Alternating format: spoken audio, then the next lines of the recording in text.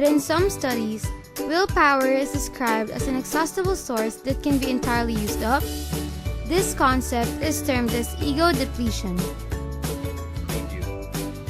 This is true because in some cases, like for the artists, they sometimes experience what they call artist's block, which is caused by stress, lack of sleep, and junk food. Junk food makes our mind feel cloudy, which takes away our focus on things. So the will to make priorities and decisions are low. Some kids experience disappointment because of a failing grade in math, missed deadline of a project, or having to go to summer school because they failed in science. Well, that can change, because these problems are all manageable and reversible, and also because we have tips and tricks that can help in keeping yourselves motivated to do your tasks. But first, let's get into the science of all this. Like I mentioned before, ego depletion is where your willpower is used up, which causes to make not so good decisions.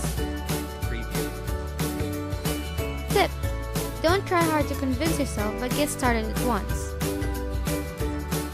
Getting started is like the biggest barrier to productivity.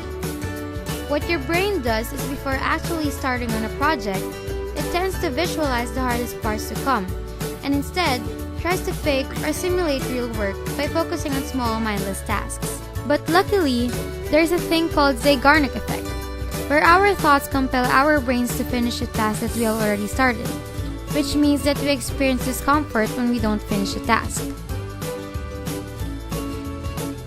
The problem with students these days is they are easily distracted and has a short attention span. The main thing that distracts students are games, either offline or online, emails, texting, posting, boyfriends and girlfriends, more games than anything found in a gadget. It's okay to have these things, but the good news is it's a behavior we can change. So here are tips to help you manage your time properly and help you reach your educational goal. But before that, here's a proven study.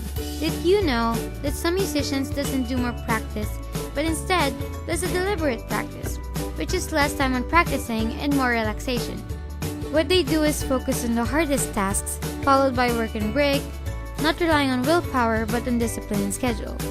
In students' case, when given a project at hand, they assume that it's always a difficult task, a waste of time, which leads them to never doing it at all, which also leads to a failing grade.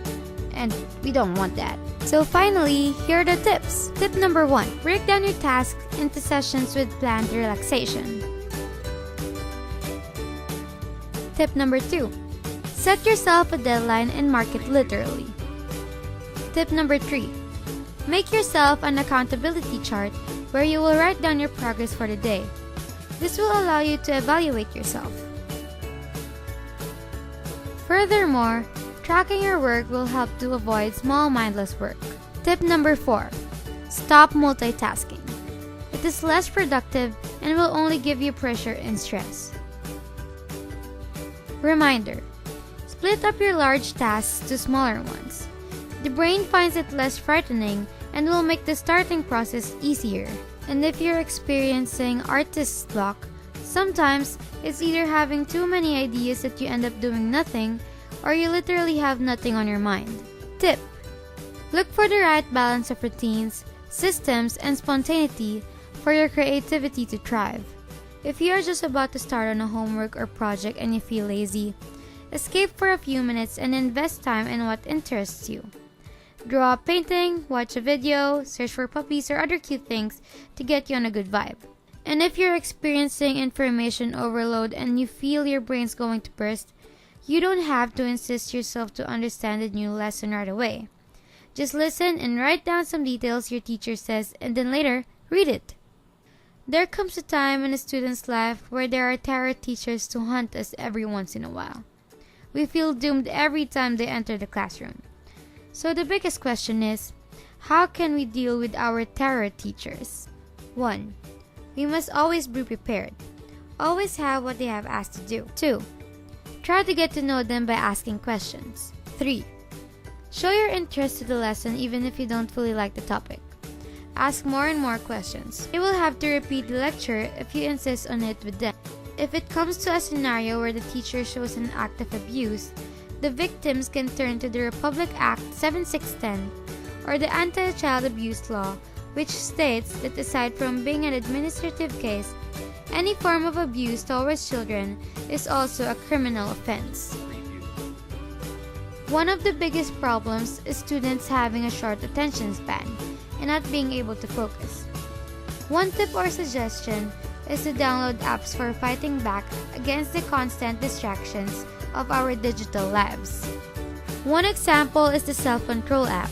Then, if you want to focus on other tasks, you can customize a completely different set of actions relevant for the task alone. But of course, others may still prefer traditionally writing down their tasks for the day and executing them with discipline and proper planning. It's your choice.